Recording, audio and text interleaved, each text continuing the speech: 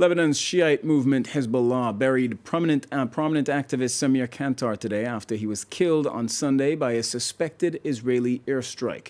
Kantar was in Damascus as several rockets hit a densely populated neighborhood of the Syrian capital. Now, no one has claimed responsibility for the attack, but Kantar was believed to be a target of the Israeli military. Let's get more on this now with our guest who joins me from Jacksonville, Florida. Hilal Khashan, professor of political science at the American University in Beirut, knows this topic very well. First of all, just let's get this clear. Is there any chance that this is not Israel's doing? Well, it doesn't really matter if it was carried out by the Israelis or by the Free Syrian Army, as it claims. The fact remains that this was a strategic blow to Hezbollah, and the primary beneficiary is Israel.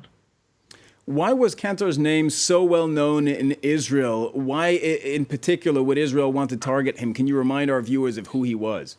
Yeah, of course. I mean, he was a prisoner in Israel. He was responsible for an attack on an Israeli settlement in 1979, and he was blamed for killing 4 Israelis during that attack. And he spent 29 years in an Israeli prison before he was swapped in 2008 between Israel and Hezbollah. So he was a prisoner of Israel for almost 30 years. Then he's released, he joins Hezbollah, and what did he mean for the Shiite movement now? What did he represent for Hezbollah? Well, he is more of a symbol than a real strategic asset. One cannot compare him, for example, to the late Imad Mughni, who was assassinated by the Israelis in Damascus in 2008. You know, the 2006 war between Israel and Hezbollah was over swapping prisoners with the Jewish state, and the return of Kantar to Lebanon was a major demand by Hezbollah, and that was achieved.